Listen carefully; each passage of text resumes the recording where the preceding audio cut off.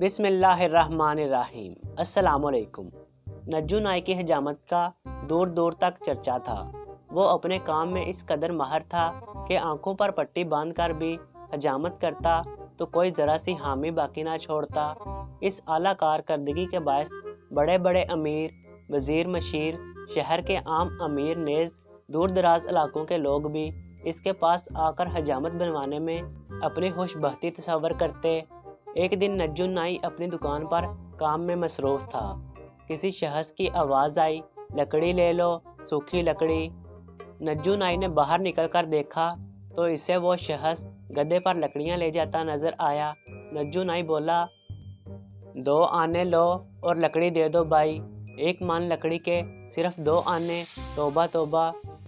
لکڑی فروش منہ بنا کے جانے لگا تو نجو نائی اسے دیکھ کر کچھ سوچنے لگا۔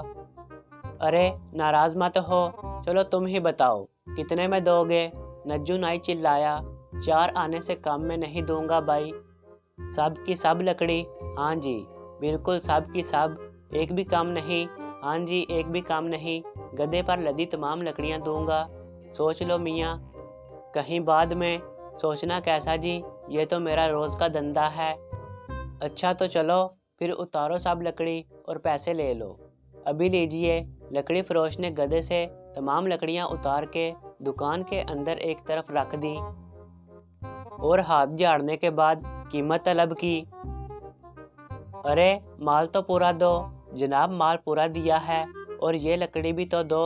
نجو نائی کاٹھی کی طرف اشارہ کر کے بولا، جی یہ تو لکڑی رکھنے کی کاٹھی ہے تو یہ بھی لکڑی ہی نا جی۔ کیا جی لگا رکھی ہے؟ تم نے زبان دی تھی کہ گدھے پر لدی تمام لکڑیاں دو گے، ایک بھی کام نہیں ہوگی۔ جناب مذاق چھوڑیے، مجھے دیر ہو رہی ہے، پیسے دیجئے۔ نجو نائی نے پیسے نکالے اور گدھے کی پیٹھ سے کاٹھی اتار کر بولا، یہ لو اپنے پیسے۔ بھائی یہ ظلم مت کرو، غریب پر رحم کرو۔ لکڑی فروش نے ہاتھ باندھے، گڑ گڑایا، رویا، لیکن نجو نائی نہ مانا۔ مجبور ہو کر لکڑی فروش وہاں سے چل دیا اور سیدھا قاضی صاحب کے پاس پہنچا۔ سارا واقعہ سنا کر انصاف طلب کیا، لیکن قاضی صاحب نے ڈانٹ کر بھگا دیا کیونکہ وہ خود نجو نائی کا گاہک تھا۔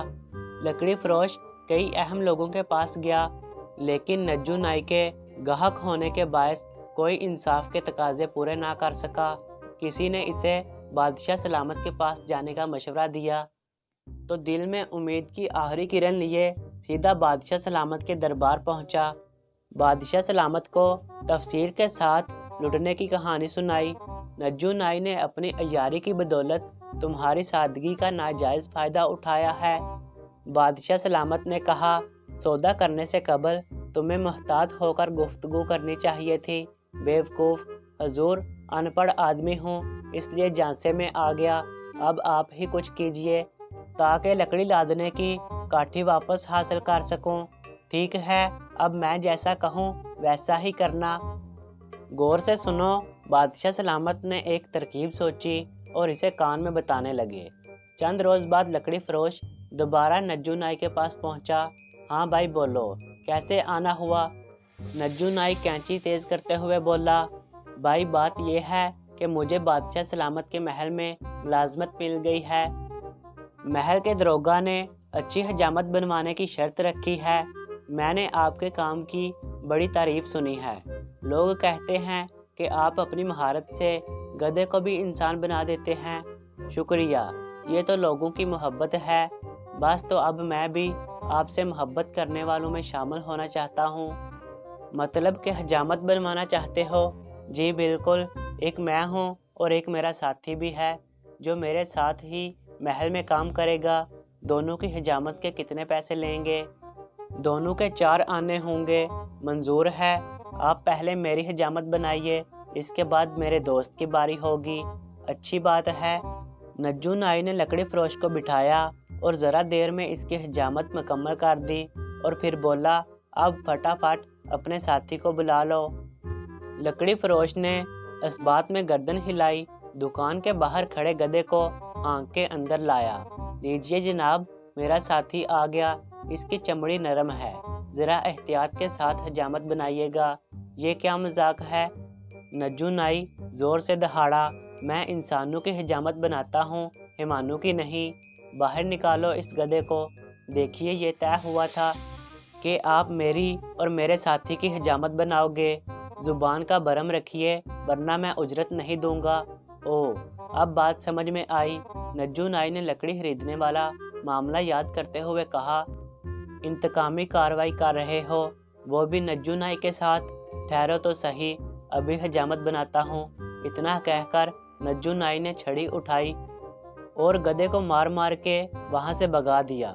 لکڑی فروش احتجاج کرتا رہا، اسے بھی نجو نائی نے دھکے دے کر باہر نکال دیا۔ لکڑی فروش دوبارہ بادشاہ سلامت کے پاس پہنچا۔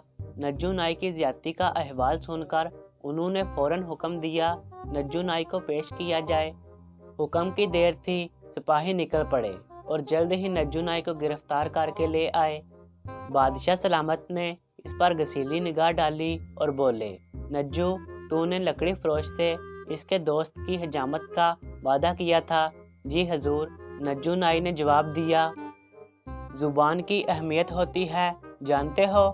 جی بالکل حضور، اس بات سے انکار نہیں، تو پھر تو نے جو کہا وہ کیوں نہیں کیا؟